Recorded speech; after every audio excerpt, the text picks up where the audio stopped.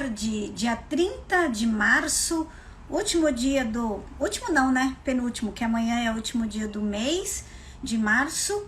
E a gente acaba, aí o mês já vem abril, mês...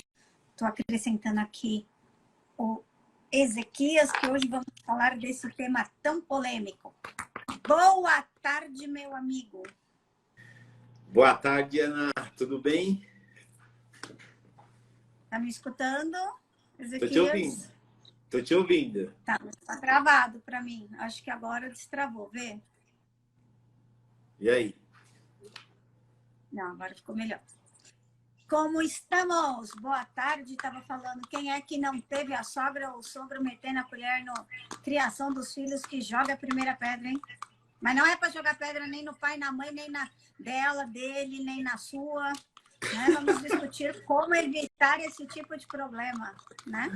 As velhas piadas, as velhas expressões, né? Se a gente for pegar, eu acho que a grande maioria, né, numa semana onde nós temos uma questão de um Oscar que uma piada mal feita gerou uma agressão física entre colegas, nós podemos trazer até a questão de que ditados, né, ou frases, ou brincadeiras como esta, o que geram, né? Então, vamos começar aí. Eu não sei se a gente pode dizer o politicamente correto, porque isso é muito chato, né? Muito irritante o politicamente correto, mas a gente tem que entender até onde a gente pode chegar nas nossas opiniões, nas nossas brincadeiras, entender que o outro também... A gente fala, né, do eterno mimimi, mas entender que às vezes isso tem coisas que são ou não aceitáveis.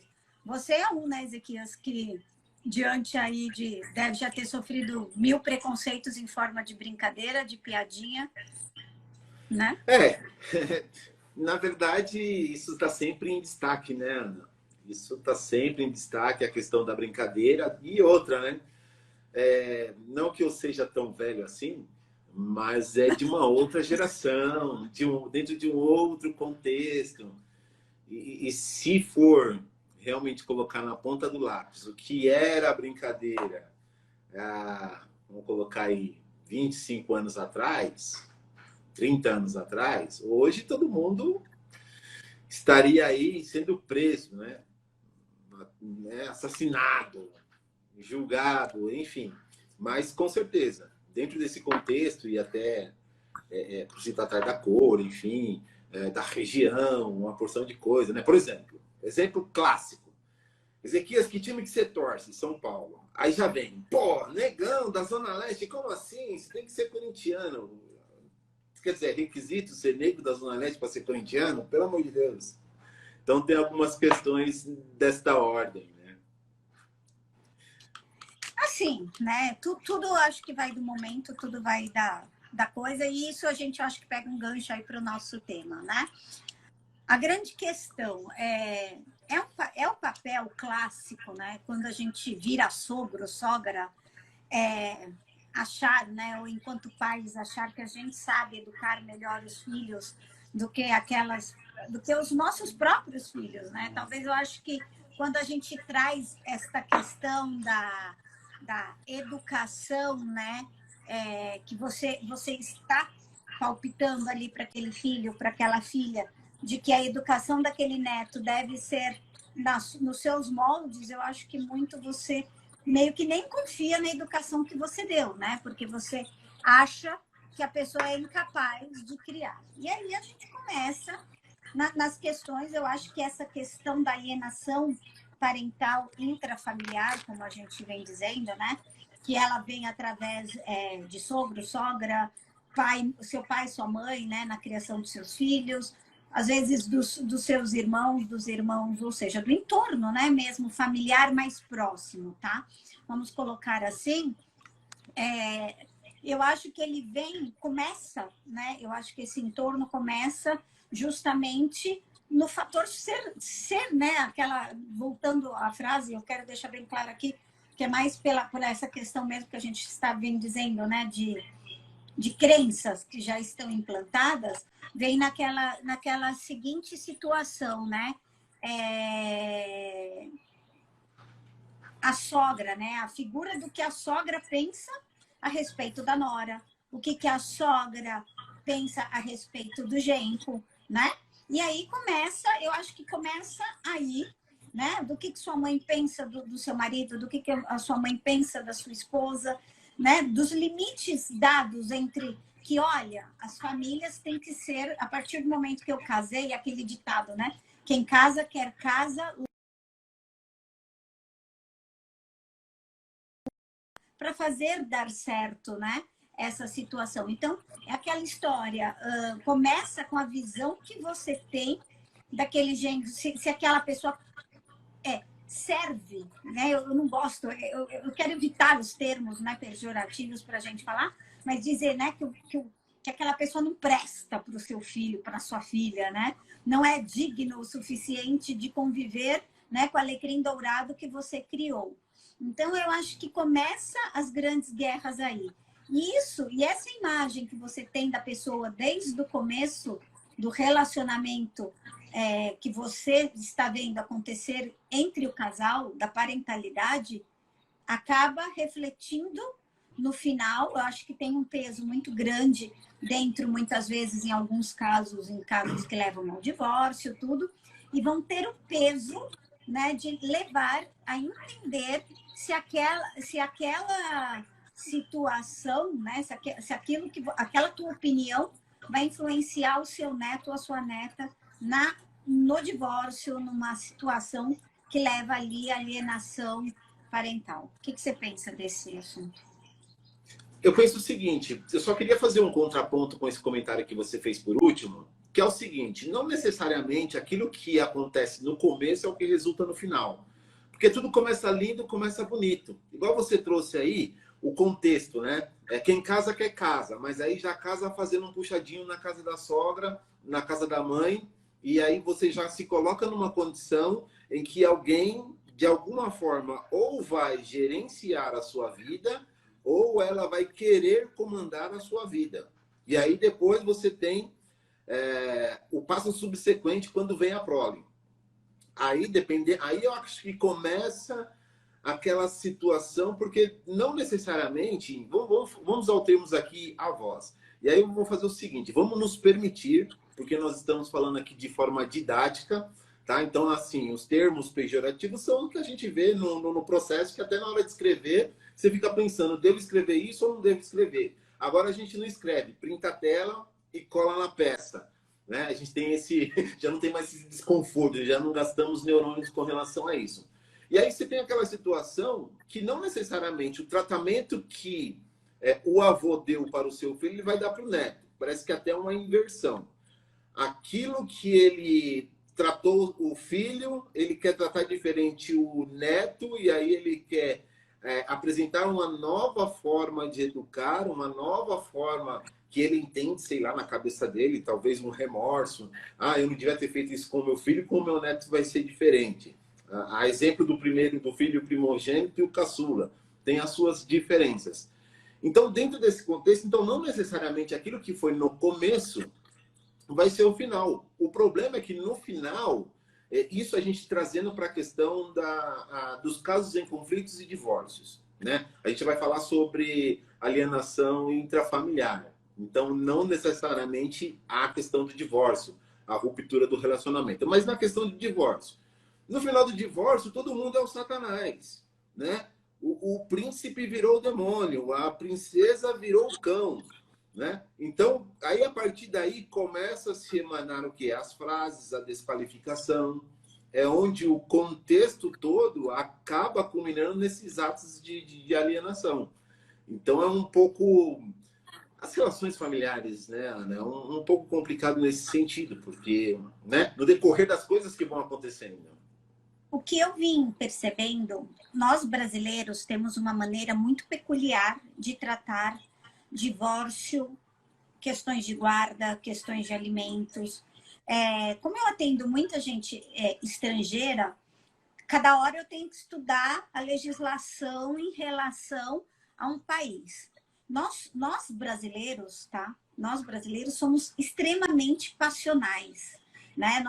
Nós criamos umas confusões, muitas vezes, na base da onde que não tá, não existe, tá? Eu escutei a legislação, é verdade, eu escutei a legislação que um cara virou e falou assim para né, para cliente, falou assim, não sei por que vocês estão complicando tanto, fazendo um drama em relação a esse divórcio.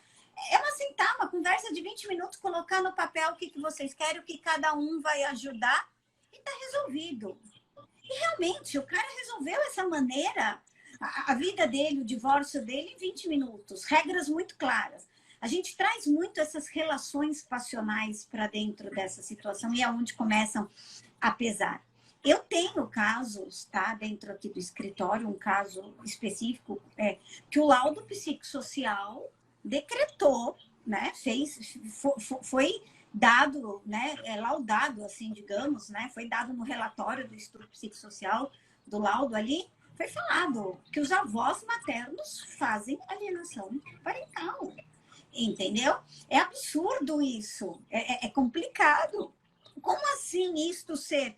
Porque quando, gente, é muito complicado a gente ter um termo dentro de um laudo psicossocial dizendo assim, é alienação parental.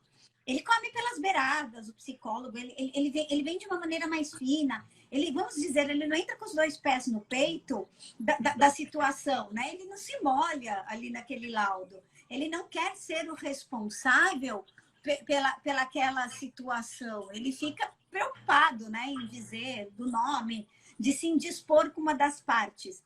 Mas não, nesse caso vem diagnosticado. E aí é onde você começa a voltar. E por que eu estou falando que brasileiro é muito passional? Porque a gente, até por uma questão econômica, nós saímos tarde de casa, quando casamos, às vezes fazemos os puxadinhos na casa do pai ou do sogro, e assim, ou a gente até saiu, mas a gente volta com os filhos, volta com tudo, volta machucado, volta naquele olho do furacão, onde você realmente culpa, está lá responsabilizando o outro pela sua infelicidade.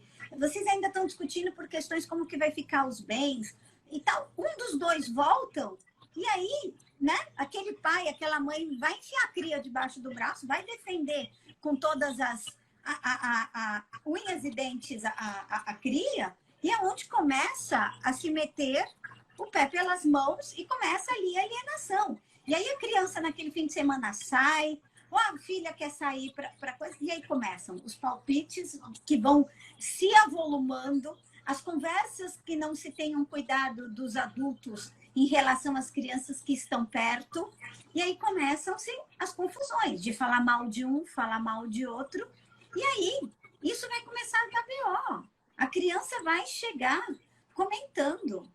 Eu tenho um caso de que um pai comentando com a família, chamando a menina com 3 anos, chamando a ex de vagabunda. A criança chegou para a mãe e chamou ela de vagabunda. Preciso dizer o rolo que vai dar? Isso é alienação parental, gente. A criança de 3 anos replicou uma história que ela não sabe o que é. Como pode acontecer isto? Entendeu? Sabe? E aquela avó, aquele avô, não repreender o próprio filho e achar que isso tudo está normal.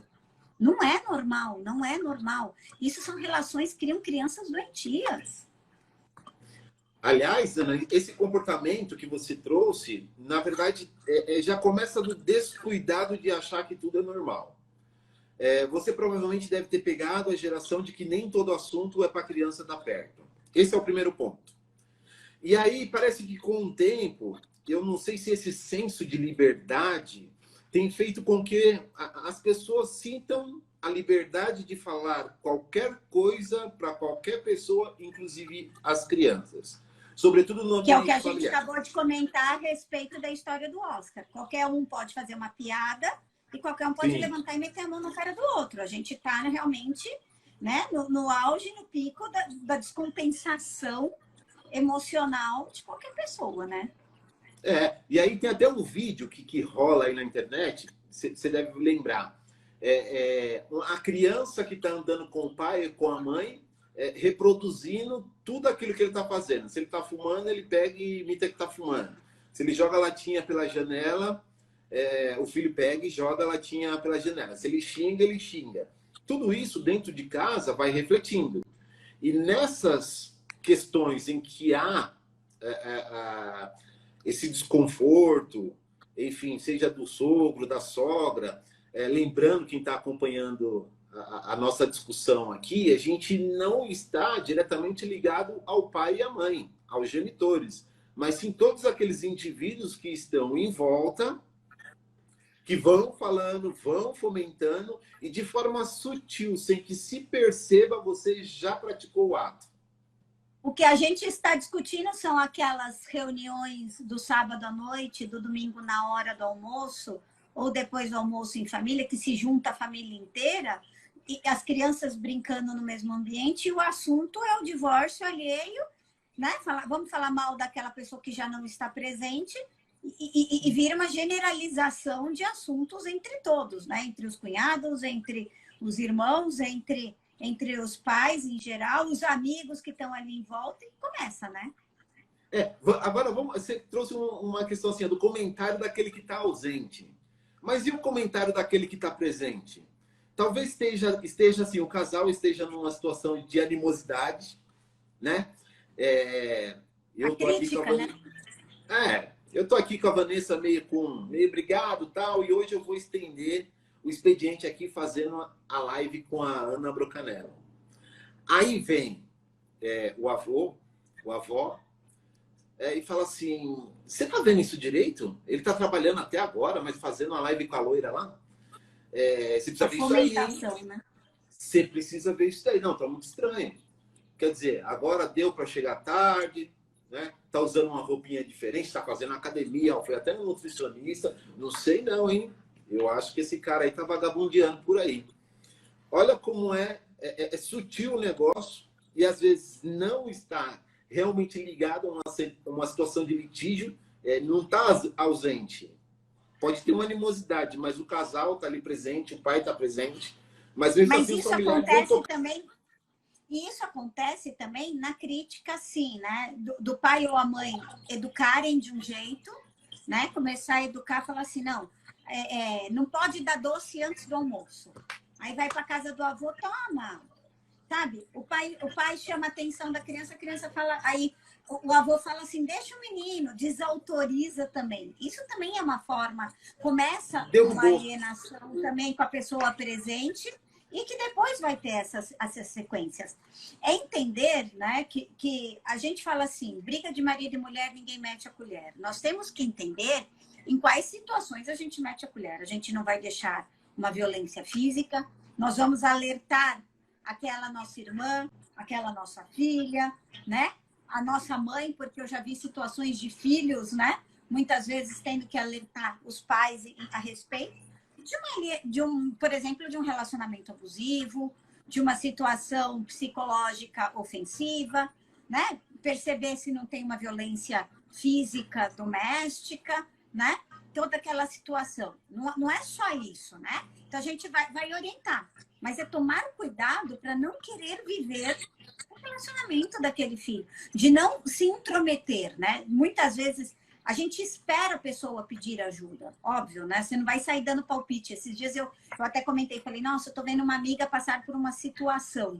Comento ou não comento? Aí eu paro para pensar assim, isso é reflexo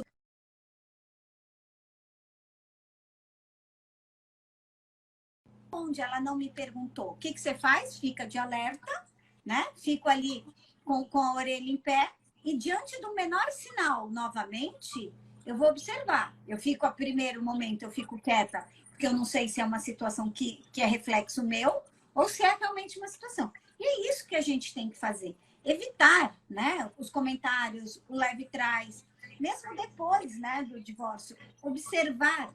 Quantas vezes a gente escuta orientações erradas? A filha vai lá comentar com a mãe ou com o pai de que está passando por isso. E aí eles viram e falam assim, você não sai de casa, hein? Pelo amor de Deus, você não sai de casa porque vai dar abandono de lar e você vai perder seus direitos, vai perder as crianças.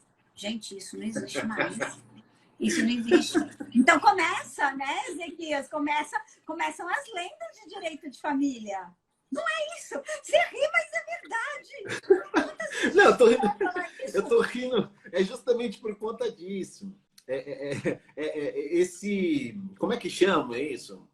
Eu não sei, é o senso coletivo, né? O senso comum, É uma o direito, crença, né? é o direito, sei lá, praticado pelo Google, sei lá, alguma coisa assim. Ó, não faça É isso, a não faça faculdade do aquilo. Google e a pós-graduação do Yahoo, né? Pelo amor de É, Deus. então, eu tô rindo justamente por conta disso. A má orientação, né? Ou se não, ó, aquela clássica, grava tudo que ele está Paradigma. falando. Grava tudo que ele está falando, hein? Ó, grava tudo, hein? Na hora que tiver a ligação, ó, coloca lá no Viva Voz e grave tudo que ele está falando. Olha, Se você sair de casa, você vai perder seus bens, você vai perder os direitos, né? Que uma mais? porção de coisas. Vai perder a guarda, né? Vai perder Não a vai para guarda. balada. Isso tudo, gente, esses comentários todos do intrafamiliar que a gente está comentando, são muitas vezes a pessoa não faz nem só pela maldade, faz pela ignorância mesmo da coisa. Onde que você vai procurar informação? Não é nem no Google. Através do Google, se vocês jogarem direito de família, vocês vão chegar até mim.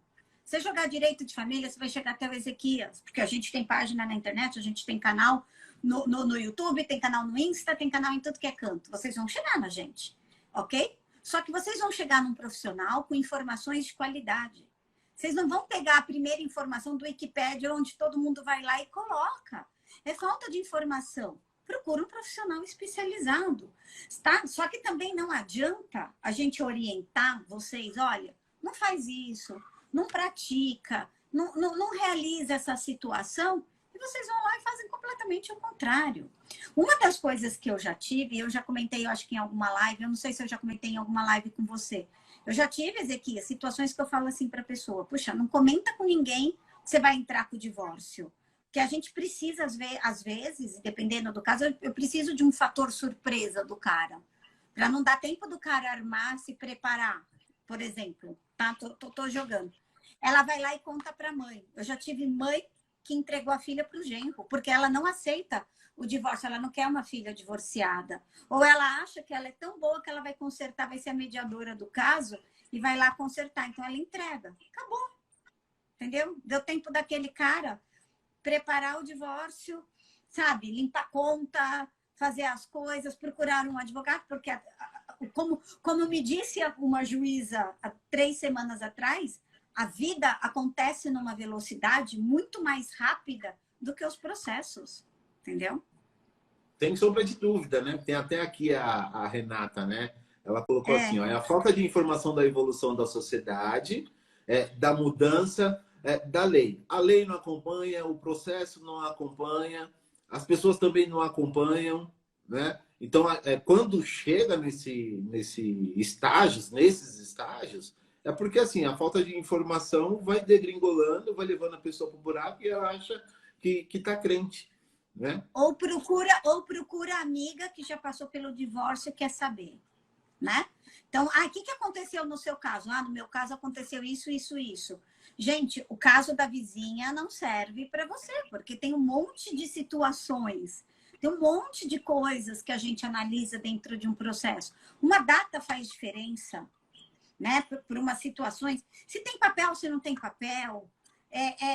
Como funciona? Se tem direito à divisão de bens ou não tem? Se você vai perder a guarda da criança, o que vai acontecer? O que acontece para alguém chegar no ponto de perder a guarda da criança? Um simples sair de casa, né? O abandono de lar, que todo mundo chama, que nem existe. Isso daí se caracterizava lá no Código de 1916. Gente, o Código Novo que a gente fala, que é o Código de 2002, faz esse ano 22, faz 20 anos, já é um adolescente, um jovenzinho, na sua maioridade praticamente. Acontece o quê? A gente ainda fala de coisas, faz 20 anos que caiu isso. Direito de família muda todo santo dia. Com E a jurisprudência, situação com coisas do STF, do STJ, cai todos os dias. Alguma coisa a gente está sempre estudando, né? E essas relações também, né, lembrando aqui, para quem não é do direito... Olha isso, eu são tive uma essas... cliente que veio me perguntar se podia processar a mulher pela traição porque sabia que era crime. É clássico, tá? Eles virem com a traição, mas me traiu. E aí eu falo assim, isso você resolve no psicólogo. É a frase clássica que eu falo. A minha é clássica, entendeu? Então você resolve isso no psicólogo, porque na justiça a gente não vai resolver traição. Não acontece nada. E essas relações, né, que você trouxe, né, 20 anos já de Código Civil, e tem tantas coisas ainda que precisam ser ajustadas. E a peculiaridade do direito de família, sobretudo, não tem uma regrinha como se fosse o direito penal. A clássica. Ó, eu vou porque está na lei. Não vai nessa que é fria.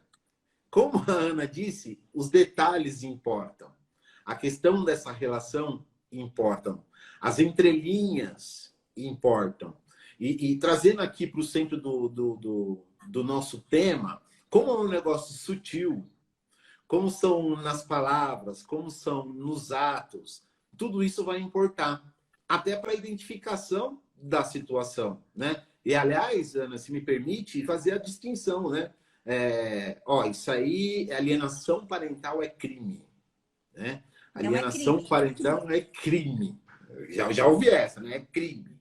É crime. Então, tem que se fazer uma distinção. Não existe alienação parental. Existe a síndrome... Define para o pessoal saber o que é alienação parental. Vamos distinguir. A alienação parental são os atos que vai influenciar a criança e o adolescente, e é isso que a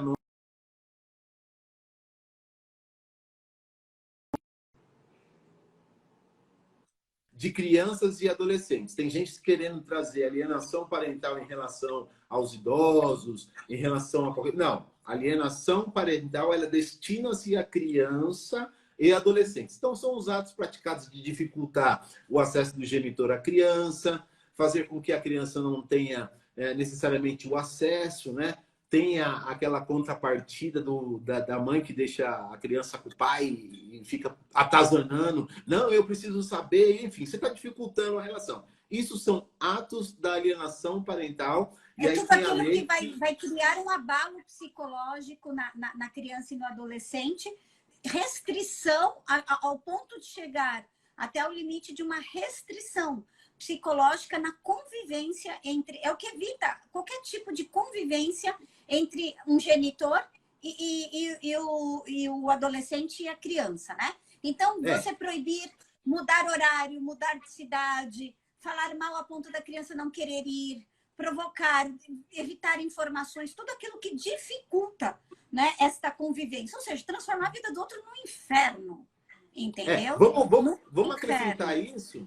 Vamos acrescentar isso, Ana. Não só a questão da convivência, mas o sentimento de rejeição que aquela criança e o adolescente vai ter em relação ao genitor.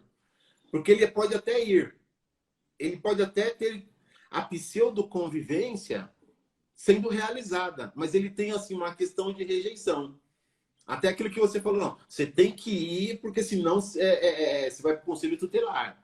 Você tem que ir porque senão a polícia vai vir aqui e vai te levar. Então, o juiz vai te prender. Já escutei essa também. E isso são atos de alienação parental. E aí o resultado disso é a síndrome, porque vai afetar o psicológico da criança, né? E aí ela vai começar a externar. Aí começa-se não só os indícios a partir da criança e do adolescente, como também dos atos praticados, né? Então aí já são os indícios de tá acontecendo alguma coisa errada. E trazendo isso para dentro da questão intrafamiliar, são as mesmas coisas, só que praticado por tios, avós, parentes. Sabe aquela família? Eles reforçam a manchar aquela figura, né? Teu pai não presta, teu pai é um vagabundo, teu pai... Né? É o que eu falei. Como assim? Que os avós... Sabe aquele quintal? Aquele quintal que tem a família? A ponto da criança de 3 anos, né, replicar essa história, né? Então, eles falaram, talvez não tenha saído da boca do avô e da avó a questão de um reforço para esta criança de 3 anos da frase sua mãe é uma vagabunda. Mas existe a não correção, existe a risada que cria isto, cria-se uma piadinha, né? Por trás, se criou uma situação que acharam bonitinho e deram risada, ok? Isso é o reforço da alienação. Isso, ela não, esses avós não falaram, mas eles reforçaram, ao não corrigir o filho na frente do neto, eles reforçaram de que é isto, é a opinião e que isto está certo. Entendeu? É muito complicado. Eu diria que, além do reforço, é o ato. Eu ia trazer até o exemplo. A gente está falando de vó, tio, mas sabe aquele quintal que tem a família inteira? Tem 3 gerações no mesmo quintal? E aí vira aquele furdúncio todo por conta de um. E aí todo mundo começa a falar, ó, seu pai é um vagabundo, seu pai não presta, ou seu pai está preso, ou seu pai vai ser preso, se ele não pagar vai ser preso. Enfim, todos esses atos. E aí, eis a questão da aplicação, né, das previsões legais em relação a essas pessoas também. Porque a lei, ela deixa claro isso, né, Ana? É os avós, é os tios, é quem convive ali e que, de alguma forma, É o pratica entorno, esses né? atos, né? É o entorno. É o entorno. E afeta o desenvolvimento da criança, né? Aí todo mundo pergunta assim, né? Vamos dizer, qual é a solução disso? Meu filho está lá sofrendo, né? Alienação, vai passar o fim de semana na casa do pai, da mãe, e está sofrendo alienação parental por parte dos parentes. Como que é isso? É muito difícil, gente. Isso é uma das coisas que eu mais falo. É muito difícil, muito complicado explicar, né? Combater a alienação, diagnosticar. Se você está vivendo ali naquele meio do processo, né? Se você está naquele ponto do processo de que você ainda, né, vai ter um estudo psicossocial, você está ali no começo de guarda, revisão e tal, você ainda consegue ali minimamente dentro do estudo psicossocial. Quando você está no período entre um processo e outro, né, no período, teoricamente, sem a judicialização da sua situação, só vai começar a fazer provas, né, sobre isso a partir do momento que a criança comece a fazer um acompanhamento psicológico, onde a escola comece a diagnosticar. Eu sempre digo para todos os meus clientes, a escola é um grande aliado das questões psicológicas envolvendo, porque a criança vai ter uma mudança de comportamento. Ali talvez vai ter um reflexo em violência, a criança sai batendo em todo mundo, vai ter uma questão comportamental, vai deixar de entregar lição, por exemplo, porque foi o fim de semana de um ou de outro e deixou de fazer as suas atividades corriqueiras, né? Porque não leva, porque não tem, ou porque levou e não foi feito. Então, como que a gente diagnostica? A gente vai ter que começar, trabalho de formiguinha, juntando todo um diagnóstico. Às vezes um laudo psicológico, botar essa criança na terapia, pelo menos no primeiro ano, para ver se está tudo certo, entendeu? Para ir acompanhando, para ver se essa criança entendeu o que está acontecendo. Mas é muito difícil existir, né? Ou simplesmente pegar, né, uma conversa exatamente como essa que eu estou explicando para vocês. Uma criança de 3 anos, porque se ela falar num ato isolado, né, se essa criança chegou e falou uma única vez para esta mãe, num ato isolado, ela pode até tentar ver em que contexto que foi. Mas se ela repetir uma, repetir 2, porque a tendência é repetir sempre, porque ela vai escutar sempre, ela escutou no primeiro fim de semana, ela vai escutar daqui 15 dias, ela vai escutar de outra maneira, é começar a gravar, é a começar a ter áudios a respeito disso, depois mandar transcrever de alguma maneira e tentar, né? Ou para ter algum material para abrir esse processo para a gente tentar, dentro do estudo psicossocial, fazer o diagnóstico disso tudo. Você tem mais alguma coisa que você acrescenta nos seus processos, Ezequias? Eu acrescento o seguinte, você trouxe uma questão importante, você trouxe a questão da escola. De novo, não estou com aquele pensamento nostálgico, tá? Mas a escola, ela atua como parceira na educação. Ela não tem a educação delegada. E algumas coisas ela vai perceber. E, atualmente, as pessoas têm aquele preconceito, não sei, uma resistência da informação da escola. do tipo, ó, tá com problema na sua cognição em relação a fazer as suas lições, enfim, entender. Aí a mãe ou o pai ignora. Ó, tá muito dislexo, ignora. Tem a questão da psicopedagogia que pode apontar algumas coisas, tá? O que eu acrescentaria aí, Ana, é aquilo que tem sido admitido pela lei recentemente, que era há muito tempo ignorado, que era ouvir a própria criança, que era ouvir o próprio Oitiva, tem um adolescente. nome que é uma oitiva, eles fazem uma oitiva especial, que é feita hoje é uma audiência especial, que antigamente ela é feita para crianças, ela é feita com todo um trabalho de psicologia e tal, ela é feita para as crianças que sofrem de abuso sexual, para tentar pegar esse diagnóstico, e que deveria ser utilizada, né, para direito de família nas questões de alienação também. Mas essa escuta a gente só vai ter através do estudo psicossocial, né? Mas tem as preliminares que aí o próprio juiz pode requerer e o advogado também pode requerer com fundamento nisso. Ó, eu quero uma oitiva, não necessariamente a especial pela equipe multidisciplinar, mas eu quero que o juiz mesmo também, com base no apoio do psicólogo no momento da oitiva, comece a formar as suas convicções.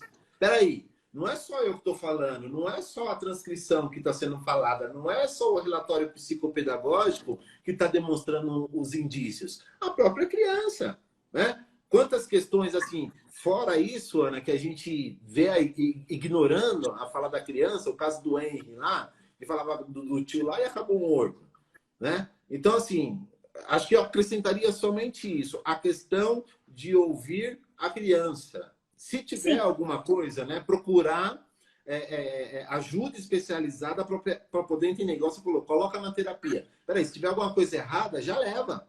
Eu preciso saber, não espera mais tempo. Se não for nada, tá tudo bem. Né? Mas se for alguma coisa, utilize, já sabe. E para saber, plano de saúde, quem tem um plano de saúde minimamente ANS dentro do rol, determina que tenha horas de terapia. Existem grupos, basta vocês procurarem, assim como nós, dentro do direito, fazemos estágio supervisionado em processos, existem os estágios supervisionados de psicologia, onde algumas faculdades fazem atendimento gratuito. Existe o atendimento da psicologia de terapia gratuito, às vezes através de instituições religiosas. Basta você procurar na internet. Todo mundo hoje em dia tem um smartphone com coisa, faz TikTok. Dá para você pesquisar a respeito de buscar ajuda profissional a respeito disso. Só entendendo o seguinte, né, para a gente ir finalizando, só para vocês entenderem o seguinte, eu vou falar uma coisa, o Ezequias pode não concordar, mas é assim, para mim é muito complicado, muito triste, né, muito triste de dizer o seguinte, a gente põe muita expectativa em cima da justiça, na resolução dos problemas. Assim como a gente terceiriza demais a responsabilidade da escola na educação dos nossos filhos, a gente acredita que um juiz de vara de família, e é essa muitas vezes a expectativa que o cliente chega na gente, de que vá haver uma solução diante de um processo. É muito falha, é inúmeros os processos. Processos em fóruns periféricos, que a gente chama, não são de periferia, são periféricos, que abrangem uma região muito grande de São Paulo, né? O Fórum Central, por exemplo, pega uma região pequena, teoricamente. O fórum do Tatuapé, ele pega 2 bairros. Mas se você pega um fórum de Itaquera, ele atende uma imensidão. Se você pegar o Fórum de Santo Amaro, atende outra imensidão. Se você pega o Freguesia do Ó, vocês não têm noção da quantidade de bairros e de números de processos que esses fóruns lidam. Então, não tem. Então, por onde a gente deve começar?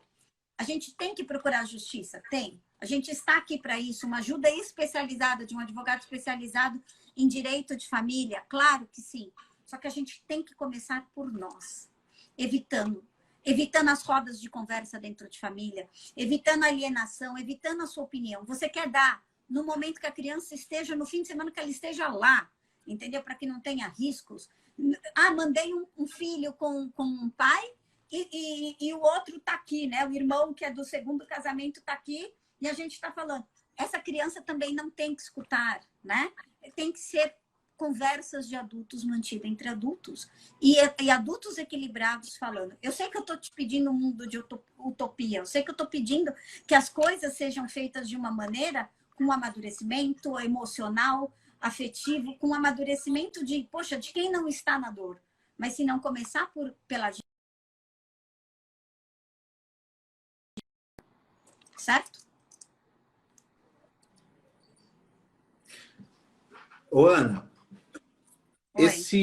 esse ponto final que você trouxe, eu concordo contigo, tá? Eu concordo contigo. E o discurso é sempre assim, você vai deixar para um terceiro resolver? Não vai agradar ninguém. Já começa daí. Tá, mas o juiz não viu isso? O juiz não viu aquilo? Então, assim, eu acho que o ponto de partida, eu acho que a questão, você disse, pode ser uma questão utópica, né? Mas eu digo que a utopia é o catalisador para a realidade. Se você praticar, ela funciona. Então, é assim, como diz como é que é o nome dela?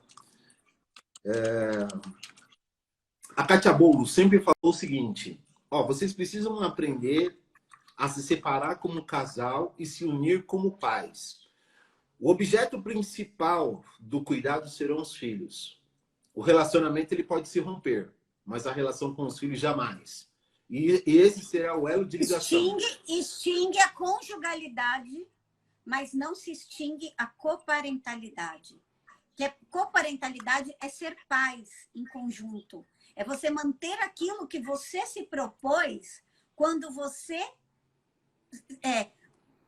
produziu o risco de ter um filho, né? Naquele ato sexual que você fez, você produziu o risco de ter um filho ou você desejou ter um filho.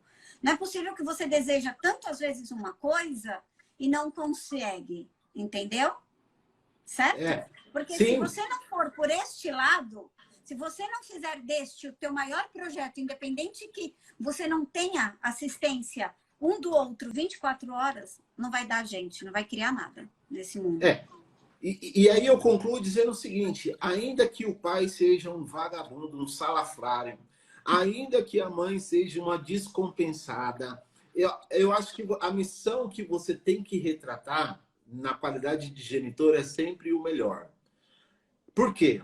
A criança e o adolescente ele vai crescer e ele vai saber por meio das suas próprias convicções. No pior das hipóteses, fica quieto, não fala nada, absolutamente nada. Deixe as coisas acontecerem. A exemplo disso, tem aquele pai que enche o saco por cada guarda e quando pega no final de semana, deixa com a avó. Ele vai perceber, espera aí, meu pai vai lá, me busca para deixar com a minha avó. Ela tá percebendo. Quando ela voltar, não precisa falar, tá vendo? Seu pai é um vagabundo, não precisa falar isso. Deixa que ela vai estabelecer as suas convicções. Aliás, né? As nossas crianças estão cheias de convicções. Está quase dando multa na gente. Porque já tem argumentação até demais. Né? Então, assim, o grau de cognição hoje é muito diferente. Então, assim, o que eu colocaria é o seguinte. Trabalho. Trabalhe sempre em prol do bem do outro. Ainda que a pessoa não valha absolutamente nada.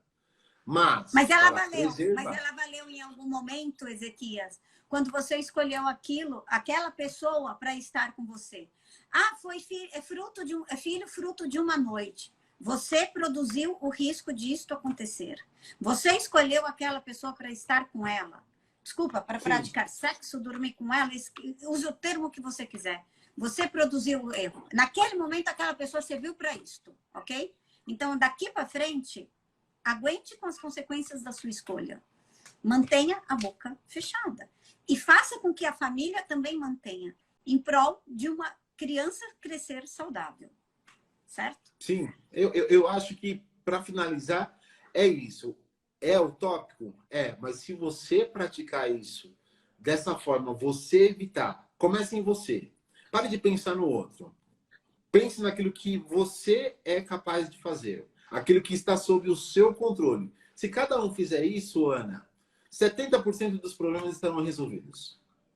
Verdade, mas é verdade. Eu queria só responder última coisa, a gente não responde pergunta em live, assim, perguntas específicas. Mas a Cecília colocou aqui, sou obrigada a ter o pai da minha filha no WhatsApp. Gente, o WhatsApp, ao mesmo tempo que... às vezes eu me pego pensando, quando é que o WhatsApp entrou na minha vida? Eu lembro, mais ou menos, da época. Não, meu ex-marido era muito ligado, sempre foi muito ligado em tecnologia, essas coisas. Poxa, tem um programa novo, legal, né? E a partir dali, só que não era esse inferno que é hoje, né? Que tudo é o WhatsApp, que você tem 955 grupos, você tem grupos diversos com as mesmas pessoas, eu não sei para quê.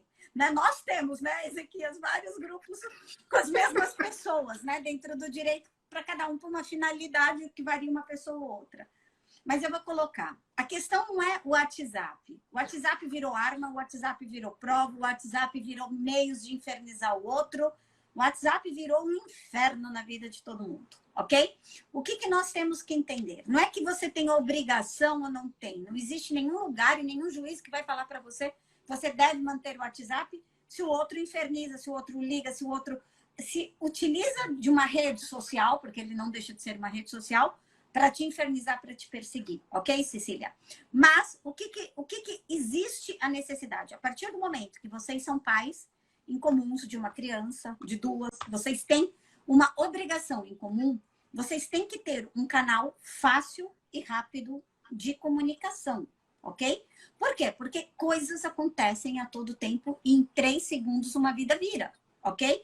Então, como que você... Porque você tem não só a obrigação moral, né, como a jurídica, muitas vezes, de uma criança estar com febre, você precisa carregar, passou mal, aconteceu alguma coisa na escola e você precisou levar para um hospital, você tem que avisar o outro genitor, daquele que não é o responsável, para estar ali para responder.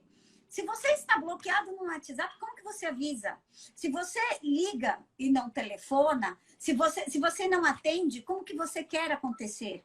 Sabe? Precisa existir um canal fácil e rápido. Você quer bloquear no WhatsApp? Tudo bem.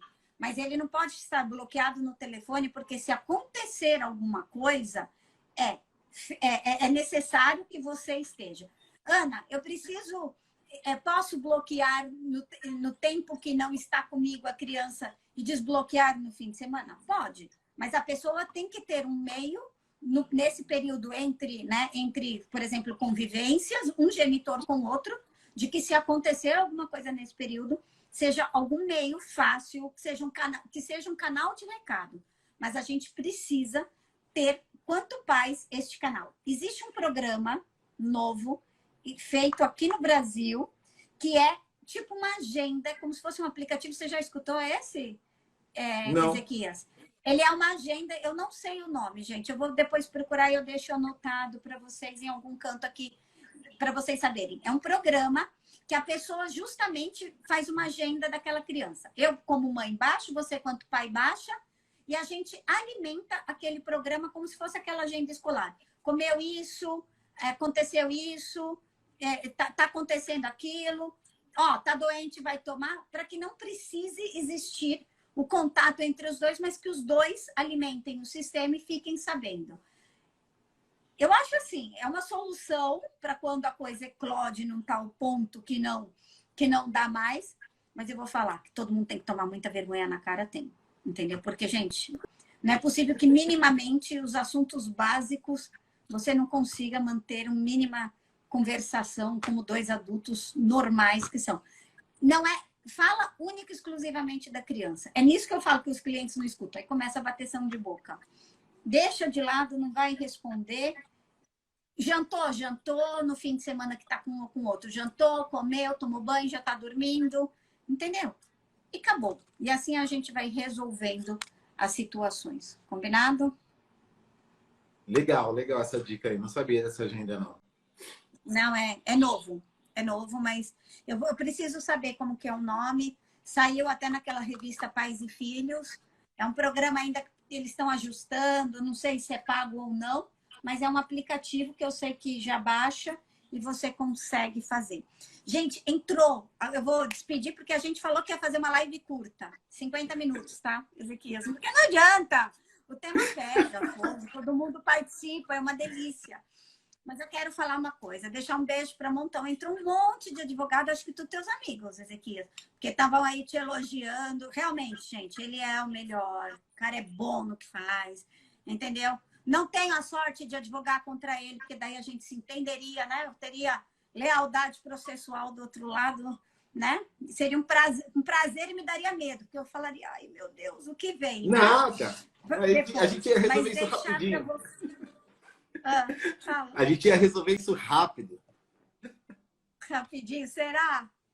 É nada, a Não, gente ia brigar para ver quem tem razão, não, para não. discutir quem tá. Ele normalmente às segundas-feiras, às 20 horas, é isso? Que você tá no Pode. É Pode Legal. Pode Legal, né? Isso. Respondendo, Isso. são podcasts. Como que entra? Eu não sei. Como que funciona para procurar? No YouTube, Pode Legal. Pode Legal no Pode YouTube, Legal. toda segunda-feira às 8 da noite. Então, vocês encontram lá o Ezequias falando, fazendo conteúdo jurídico, ok? De uma forma Página dele descontraída, assim. também. Igual nós falamos precisar. aqui, né?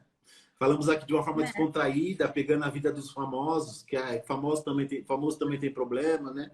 Então a gente pega esses conteúdos jurídicos dos famosos e tenta de alguma forma traduzir isso para o público, fora as questões também que são enviadas, e a gente tenta de uma forma geral, né? Até trazendo aqui, Ana, para a nossa live aqui, se você precisar conversar com alguém, procure alguém especializado. Ou você fala com um psicólogo ou você fala com um advogado. Não vai falar com sua avó, não vai falar com seu pai, não vai falar com a sua mãe, não vai falar com a vizinha. Ah, mas é só um desabafo. Tenta evitar. Procura alguém especializado, que vai te dar uma orientação melhor.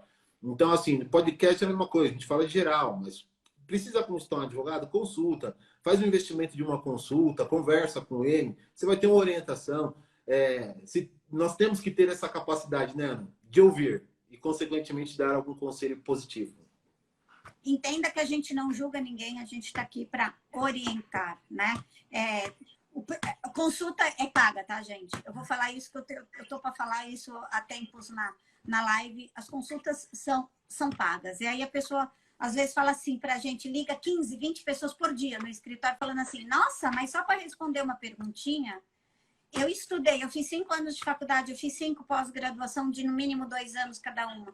Eu estudei, eu gastei para fazer o próximo congresso, ok? Mais de 6 mil reais, porque entre passagem, hospedagem, a situação para ir, para ficar, para aprender um pouco mais, para orientar meu cliente da melhor forma, para procurar uma solução. Então, é por isso que a gente cobra, não é só uma perguntinha. Você acha que a situação, hoje até ligou um falando assim, ai, quero que casar por procuração.